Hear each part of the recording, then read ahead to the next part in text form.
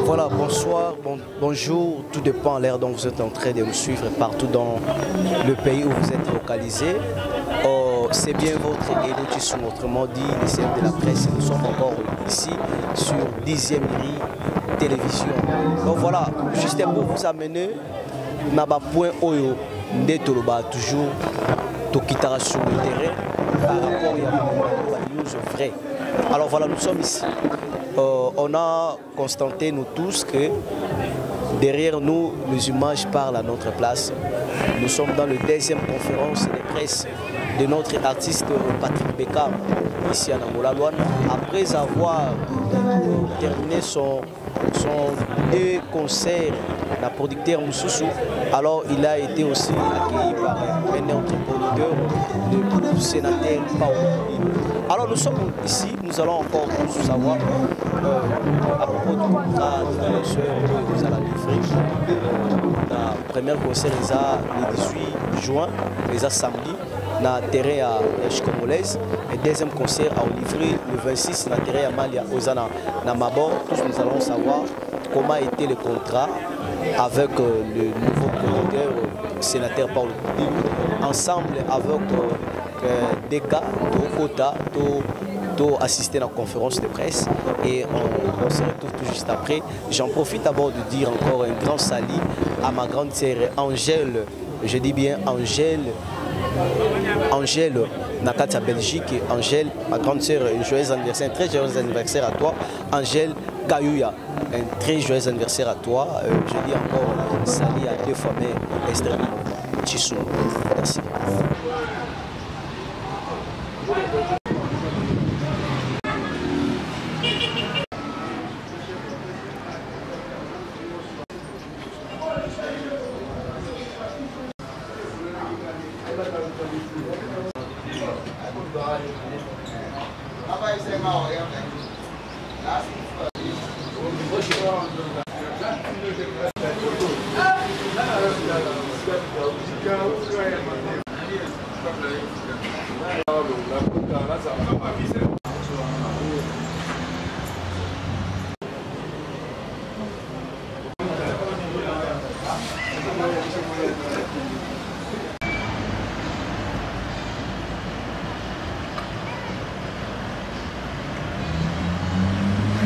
Igor Kokota na chat trotté.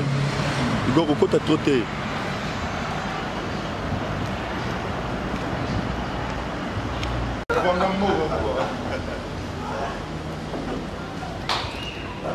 Igor Kokota na trotté.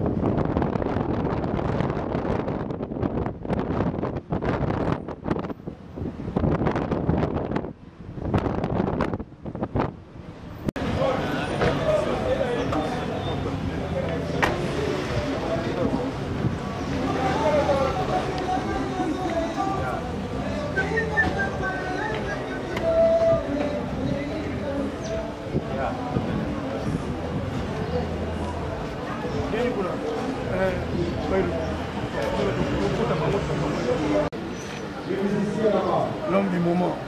On a bien bombe à retardement de la musique congolaise. Si. Corrigez Bango.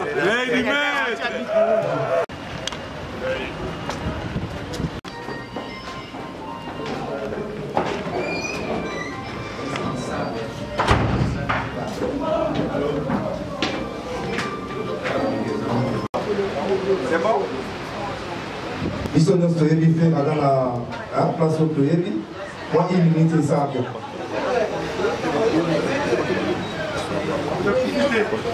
Voilà, merci beaucoup. C'est toujours pour les soucis de notre culture congolaise. Donc, mesdames et messieurs, on va commencer déjà notre conférence de presse.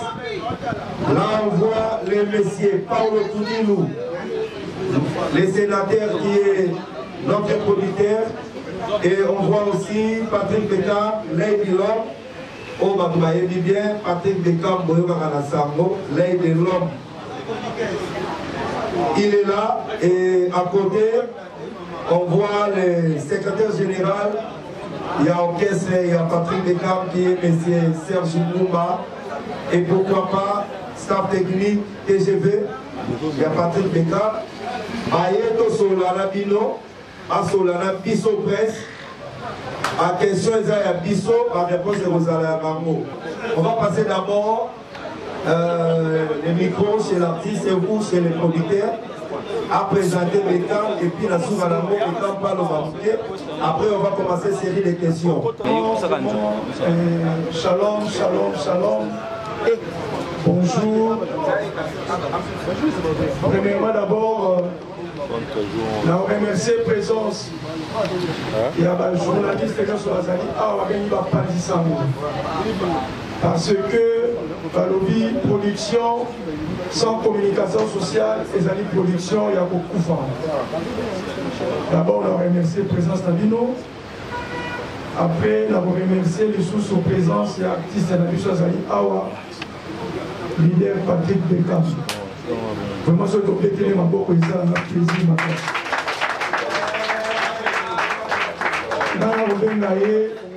Bombe à rétablissement de la musique congolaise. Voilà, merci. Donc, Asa accompagné la secrétaire générale Naye. Il y a une des structures, nous sommes vraiment bien représentées. AWP, dans l'Amboulaye, nous avons tout dit éventus. De réserver place au monument de vie Awa, de recevoir visite l'artiste Patrick Beckham a invité qui, par contre, ça fait la visite pour aussi fils, il y a un réservé pour là-bas, Vanda Awa. Vraiment, on a déclaré conférence de presse d'Abisso ouverte. Nous allons répondre à ma question sur le retour d'Abisso concernant production. Je précise bien, production. Il y a tout dit le 20 touches, là, David Beckham. Et pardon, Patrick Beckham. Bon, on va retardement de la musique congolaise. Sans plus tarder, dans le ça, micro pas modérateur d'Abisso. Aïe, ma dernière au cours de l'Abisso. La série qui vient à la carte d'Abisso. Merci beaucoup. En tout cas, merci beaucoup d'abord. Avant la bande, c'est que merci la presse.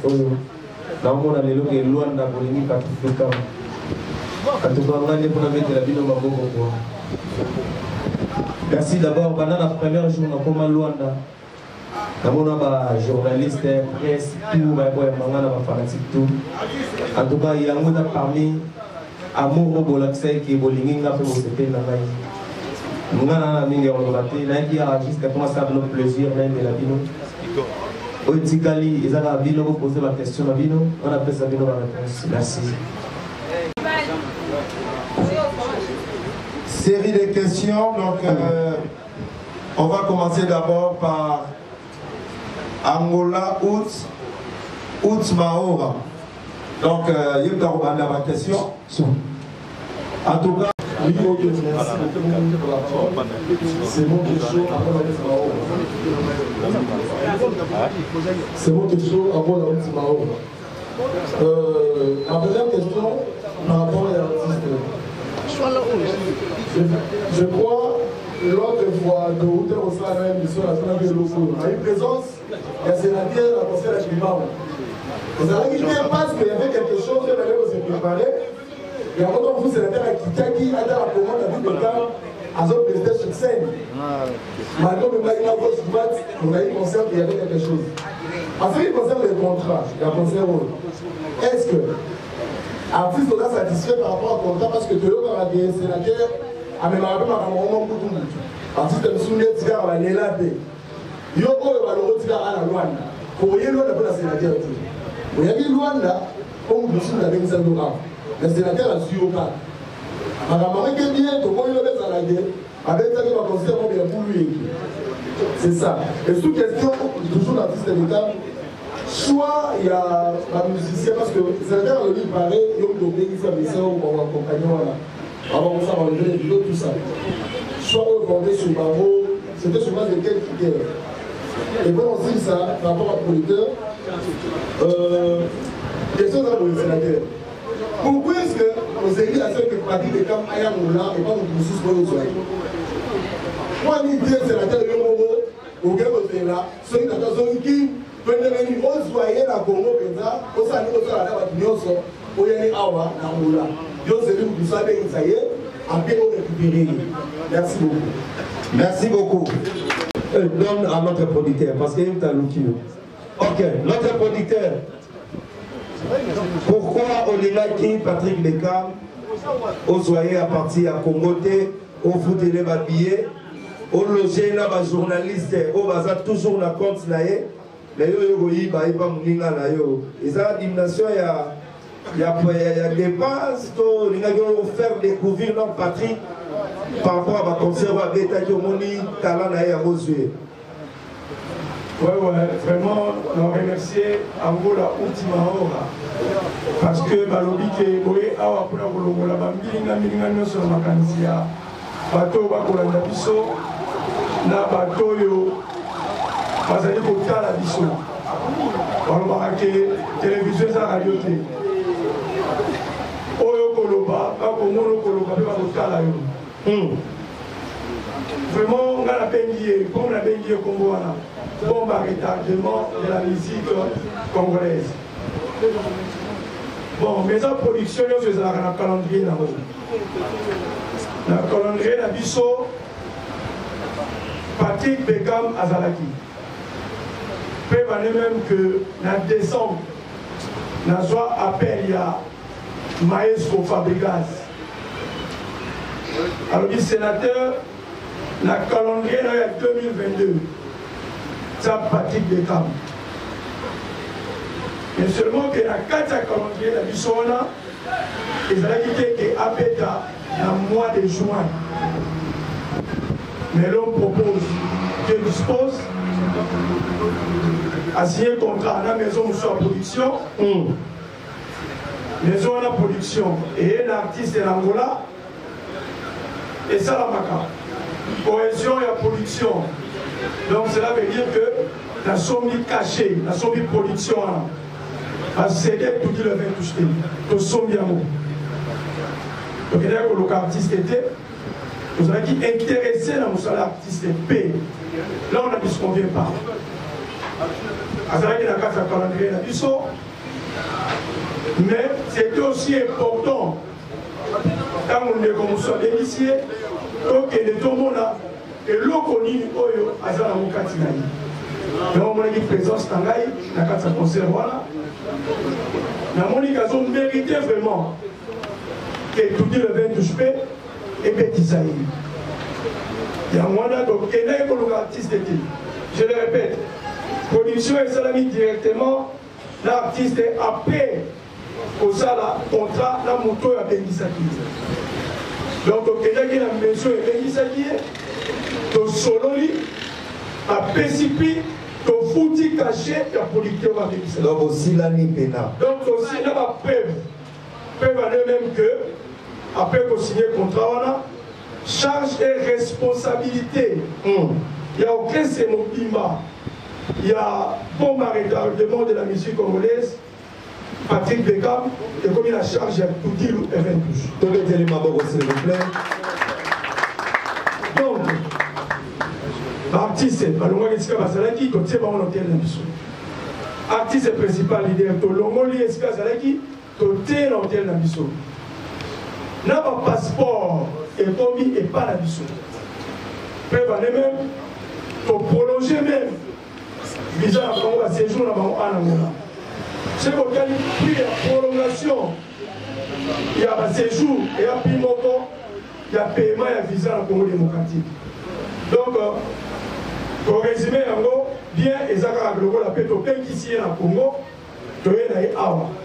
Parce qu'il est caché, tu es dans la maison de production, il est mon artiste. Après qu'on soit là, producteur, tu dis le 20 touches et qu'on trouve artiste. Artiste a pété la position. Dans le moment où nous avons awa, au moment où on a un contrat dans la photo, artiste est satisfait, mais satisfaction est dans la volonté. Il est mon frère. Mais tout dit le 20 touches. La qualité du président du conseil d'administration, elle dit qu'elle est satisfaite. Parce que si on est satisfait, elle est affectée dans le contrat et la session. Parce que à céder du son, il est. À céder du son, il est. Donc cela veut dire à l'objet que nous avons la commune à disposition de la ville pour la deux prestations, donc deux concerts. La carte est donc pour l'éclaircissement et question là, on a répondu que on a invité ceux qui ont le côté de sous pour éclaircir, pour éclaircir. Merci beaucoup.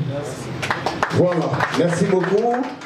Là, c'était notre producteur, Paulo Tudilou, le sénateur.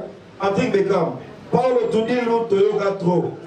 D'ailleurs, on va solo et belé parce que ils sont aux Aranakin, Babé Banana Fali, Babundana Ferré, Basala Boy. Est-ce que tu as bien parlé avec messieurs les producteurs? Le dé, aux huit cachés d'ailleurs. Est-ce que vos sololi, Colombien, les missions à qui n'était qu'un vieux, à Salinga Boye, n'a pas de l'autre côté. Tu es avec votre CG. Confirmez ce qui vous sololi bien et que tu as réussi ton argent pour obéir la biseau des productions. Voilà la première question. Deuxième question, Zali, soit il y a un musicien, tout le monde m'a fondé, est-ce que les aïeux ont ici producteur, ton producteur même t'a proposé, merci.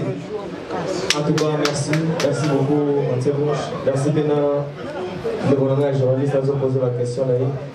Premièrement, déjà, au orchestre, Ndima, ils ont un contrat, et comme on a un contrat, c'est que Basolo est bien. Premièrement, quand on le dit, nous avons fait il y a un voilà, après on a un bateau, on a un raboé, on a un raboé. Mais au moment où on a raté, on voyait que c'est raté. On a un sénateur, on a un contrat normal.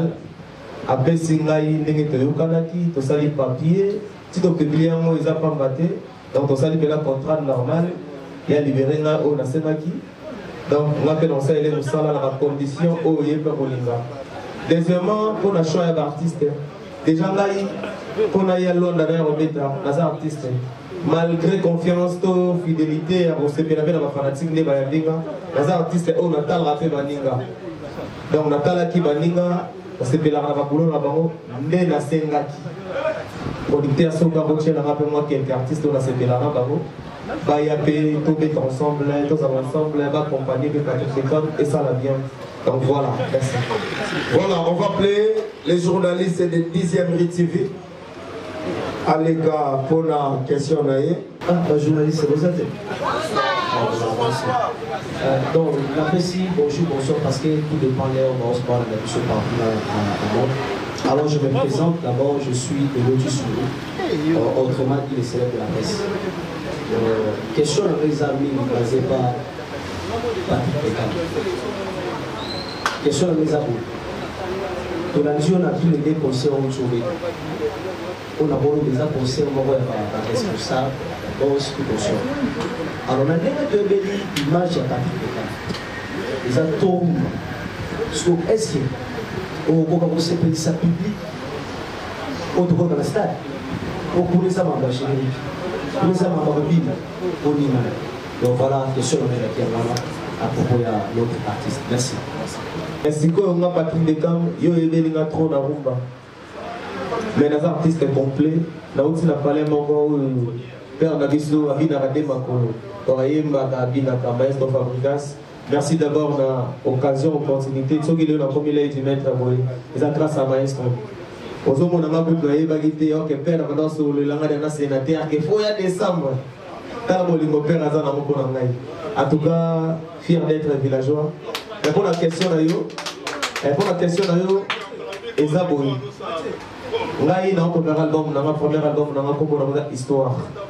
Donc, banzembo on a présenté les fanatiques Ezabarumba. Tout le monde concert on a bengi ya responsable. Ngai ti nazoya kuna na yeba gite ke ba patron bon ya bon. Ebe ke entre nous kaka ba ni des araka. Mais et comme a dit que VIP belé bato ya normal mokie.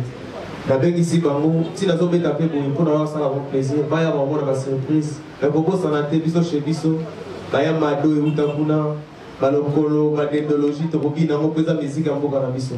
Donc voilà. Voilà, merci beaucoup. On va continuer à la TV et puis on va signaler à Moukouanton de l'autre TV de se préparer après Esayo. Merci. Donc,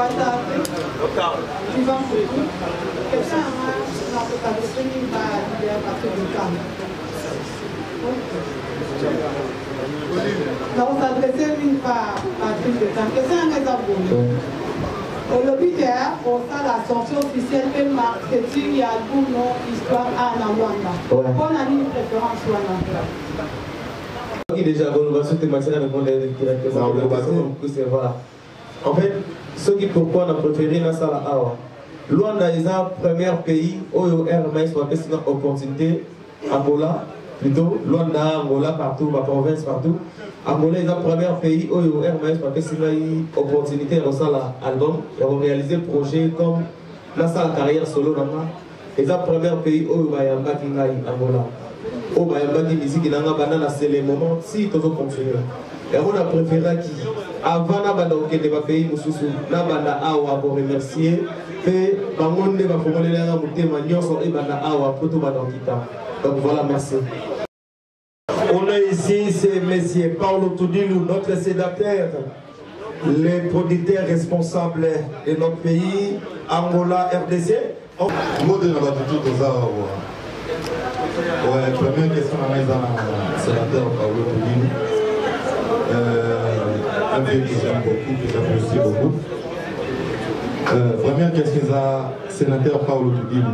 L'X en production notre monde en haute bois. C'est-à-dire que nous sommes produire artiste, c'est grâce à la bénéfice en retour. L'X est trop, nous n'avons rien en retour. Nous avons disconfié à remettre aux alans, moi genre, on va t'amarer ma production. Yomoye aux anabiso, n'a évité au global mieux que biso. Deuxième question, c'est à l'œil de l'homme, un artiste que j'aime beaucoup, que j'apprécie, j'allais dire.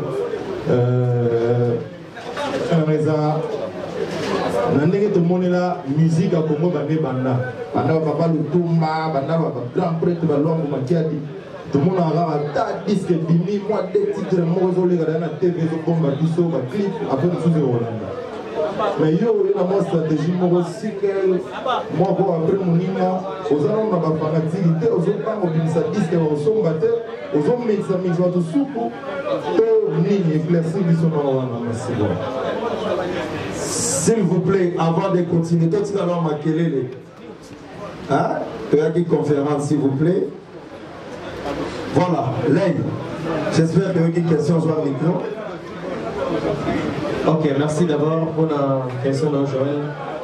Réponse dans les abonnés. Pourquoi on a mis ça single après single? Je crois, et ça, exemple, il y a bien, on a les lots dans la musique comme ça pour monter les communs. Pour pas consommer au bien, il faut que ça va. Les lots, comme au commun, les musiciens vont visiter dans ce album, il y a 30 titres par exemple. Dans un moment, on rate. Si vous avez la qualité de boulot dans la ligne de Misarate et ça va bon. La ligne de Zorata, on appelle ça fanatique. Dans l'album, on a compris comment on a histoire. Et ça, on a 10 titres. La ligne n'a pas sa fanatique, mon console a mon étiquette 3 ou 4. Après, on offre, on sur base de la facilité à comprendre le message. Et pour te former, ils ont un karaté. Exemple, on a mon frère, Inosbi. Innocent dans la carrière, on a le premier album de notre salle.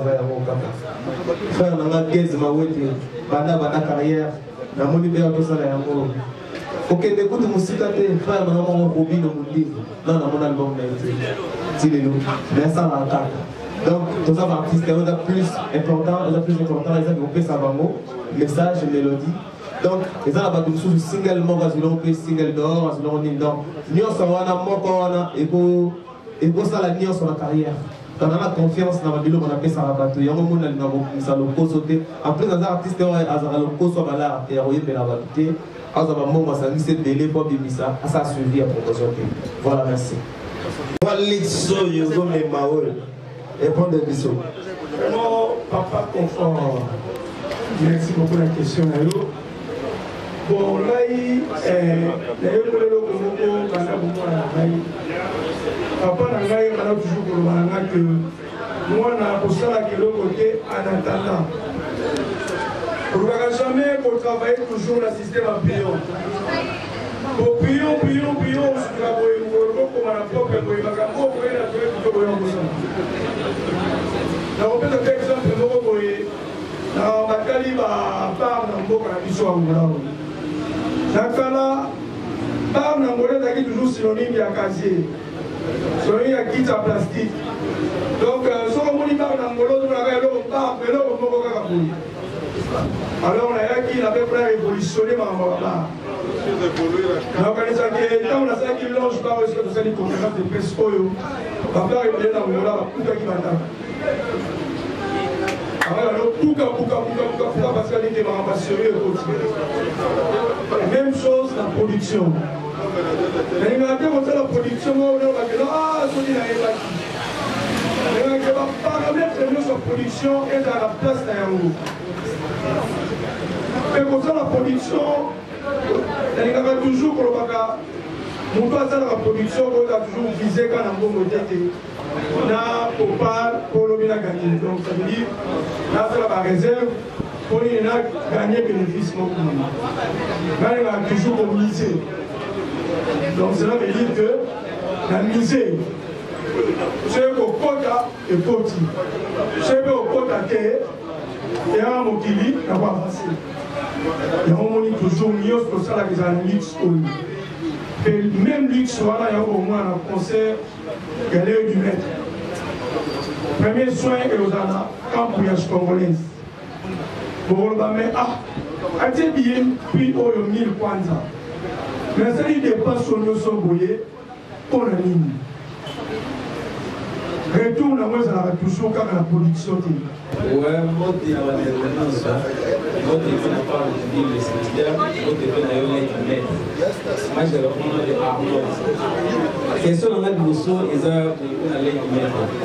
Dans le cas de ça, l'analyse qui est la chanson par rapport à la titre, je suis, c'est passé, courage, tout ça. Et décider pour ça, la titre, il y a bien, mais. Vous avez posé le savon là-bas épais, il faut que vous savez là-bas CD. Parce que vous avez dit que la CD est venue à soutenir ce qu'on est à la la CD était comme un souffle de mais va y aller l'eau et comme il va monter comme une musique là-bas internet, par YouTube. Parce que partout les gars, qui est là, par rapport à l'album aux autres sociales, la thématique qui est aux calculs qui sont la personne, la vague à la CD, tout est qui est là YouTube. Deuxième question, on n'a pas sénateur. Sénateur, pour la première fois, les gars habitent en Angola, en Luanda. Mais au signaler, il y a Malia. Malia, nous avons commencé le stade. Malia, nous avons commencé le stade. Donc, on a signé de Milan Bat. Si la place de Milan Bat. Est-ce que, avant de mettre à partir des camps dans Malia, au moment qui est pour nous, à la grandeur, il y a place en haut, alors qu'à somme, il y a un peu de nous. Au fait que par hasard, tout en anglais, vous avez dit que c'est ça, ça dit qu'il y a. Vous avez fait ça,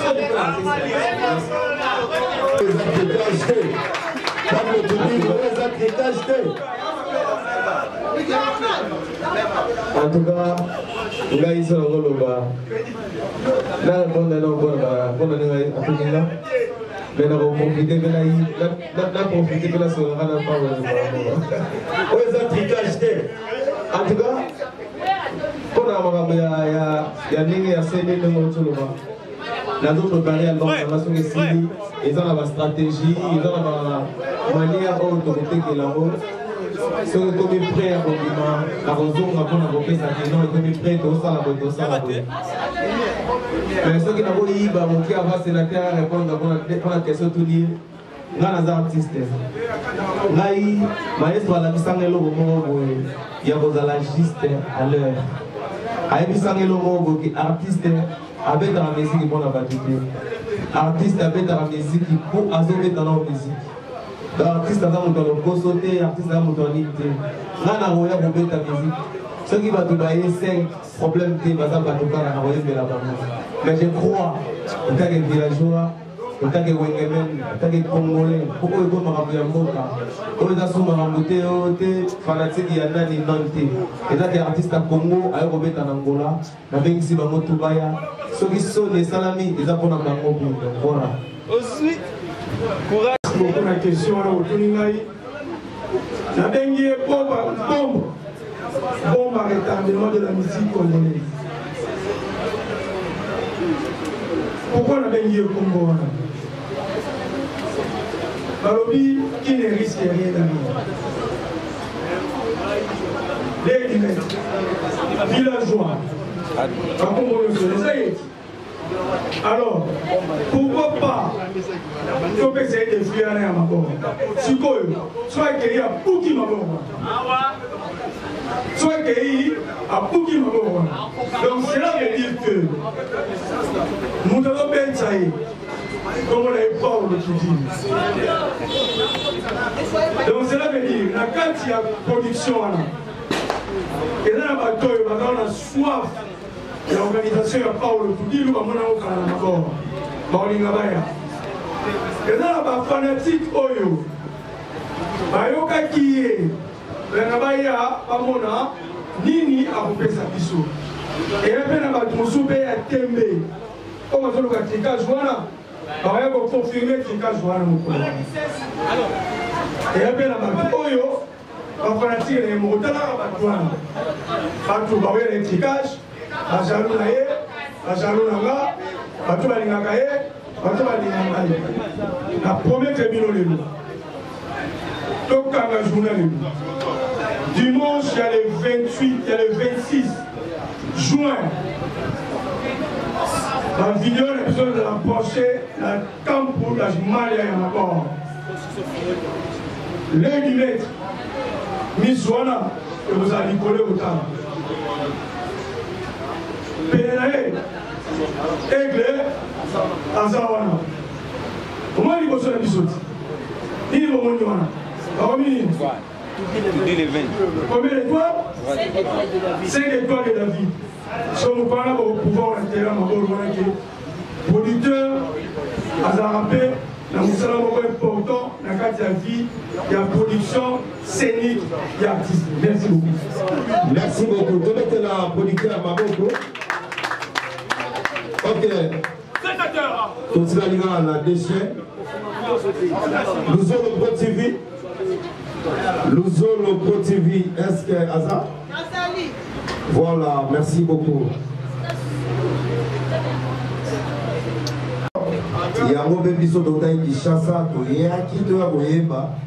Soro zalaka pena bongo kosangona beta matina bakimbuta tina bakapela baolia ngulu baba memutwala aliangalia bongo mais merci quand même et balai na comprendre que aux danger to betele makoko voilà de King TV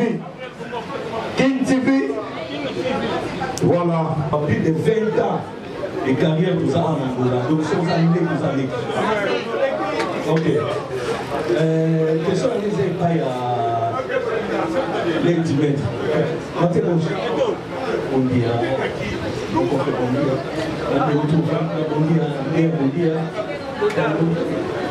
c'est mon fils. On dit,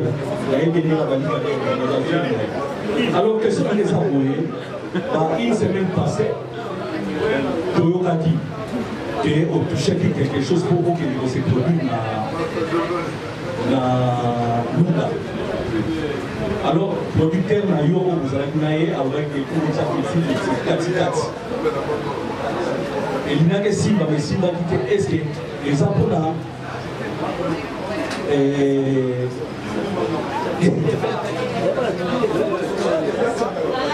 non, exactement que les sénateurs ayant intoxiqué double conseil pour le marché des jeux agricoles aussi. Alors, on est similité. Sur les similités, les production oyo, il y a la sénateur. Et puis, production sénateur, est-ce que les autres plus que production oyo, on est au Québec, on est dans l'expliquer du cerveau. La question, c'est que nous pas Wanglais. Il y a Wanglais. Pour mon carrière, nous avons gagné les lois, nous avons promis que nous avons déjà tout le monde a foutu, tout le monde a déjà la émission, ils ont ça. Et là, nous avons ça, il y a un bon aujourd'hui pour que nous soyons là. Merci. En tout cas, merci pour la. Juste un programme où on a été au 50-50 pour un concert, il y a bien monté. Et ça va arriver dans la ligne de circulation. Dans un programme qui est au Kénéwana. Artiste est bon dans le programme, il faut pas foutre à une on a signé le contrat, les dosali, pour la clause il y a la date, tout ça dans la commune programme. En tout cas, ça va arriver, là, on a dit déjà, on a 6 dates dans l'année, Malamoko, pour signer le contrat dans le sénateur à part le Boudin. Par rapport à la Diamoté, ceux qui contrat et mon année qui nous dans la province, ils vont les rajouter, attends la prochaine fois, donc ils vont faire. On a eu la date dans le ils ont les 18, dans les 26. C'est la date, il y a un peu de choses dans notre famille. Il y a sénateur. Donc voilà, merci. Voilà, Zaba TV, on va les caper déjà en attendant de l'autre artiste. La parole. Bâtard.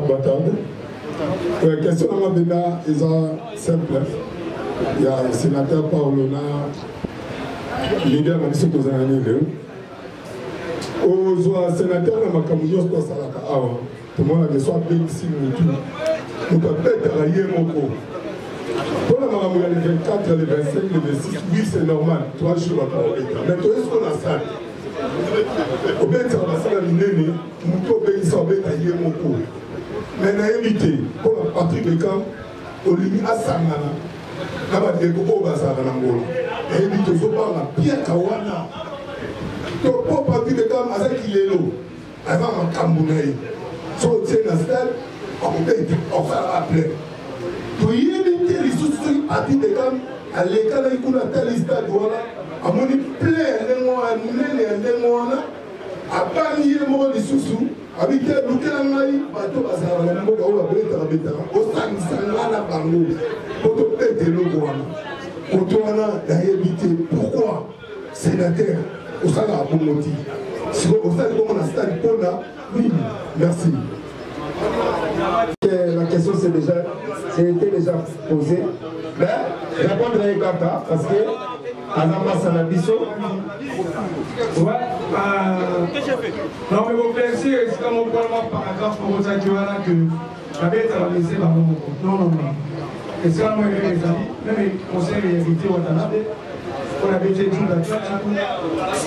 La pause à pas été. Il y a toujours une cohésion culturelle. Ça dépend aussi, il y a un dégât pour l'affiche. L'affiche de Soussou, pour retient l'invité. L'affiche de Soussou, pour retient l'invité. S'il vous plaît. Makelele, s'il vous plaît. Merci de la présence à Bangolais, par la Bissopéa.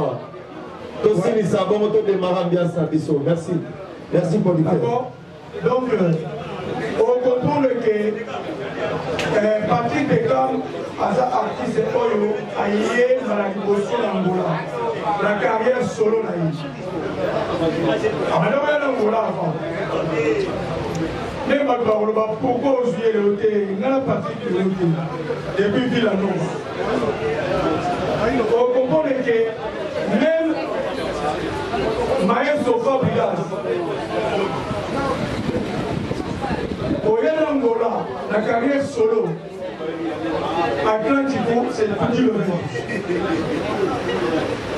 Les lots, tant que vous n'avez pas fait au monde que la fiche n'est pas la maladie, là va être première fois fait ailleurs en beau cannabiso. Quand même, il faut partir de soi sentir que non, pas la moyenne c'est nous. Et on va dire que va renforcer dans quelque chose que soit non. Parce que concert Ezali, il y a Patrick Beckham. Les deux ans à Doromi, show et multilonge Patrick Beckham. En français. Donc ça veut dire concert de masse. Ouais, parce que concert mythique, concert de masse Patrick Beckham. Donc ça y est. Bango, baza invité na ye. Bango matala bango podium esika moko te. Bango baza na jour na bango. Le 24, dans le 25. Le 18, bango yande kota na ye. Le 26, eza ye moko kandamo, pas aussi sango. Donc cela veut dire défi on a. Eza ye moko. En tout cas, pendant question de Kato Baïbi, Koko Langa, Dé Alobi Gaïbi, Dé de Kolo ensemble, dans la scala aux ala, on véhicule, dans les Nanga. Donc voilà, donc je viens à dire, ok, ils ont un grand prix dans la véhicule, on va la merci beaucoup. Merci beaucoup, mesdames et messieurs. On est presque à la fin, donc on va demander à notre producteur responsable, Paolo Tudilou, l'artiste Patrick Beckham et notre artiste Wagner Yakuza. Parce que je suis en Angola pour soutenir ma chaîne. Je vais soutenir Paolo Tudilou, qui est notre producteur responsable de la génération d'Abisso. Sans vous dire la vérité, Atana Kim, Atana Angola, aussi Mara Paolo Tudilou. Ok, je vais vous dire la vérité. Et puis, Patrick Beckham, comme par retardement, comme on a besoin de la moquine, grâce à Paolo Tudilou. Bravo, Zama leader, je remercie tous les journalistes au Nagib Awa et merci à ma sponsor Nabiso, merci à Bravo, merci à RTVS1, merci à ma chaîne Tout au Bazaki Nabiso et prochainement, et merci à Vernet Lewis et merci à Bobo Kanda, millionnaire, merci à Pablo Kini, les grands jeunes déclarants.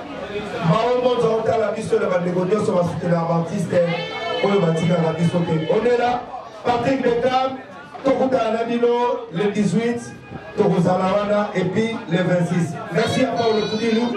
On se retrouve la semaine prochaine. Merci beaucoup. Allez, ambiance et bandit.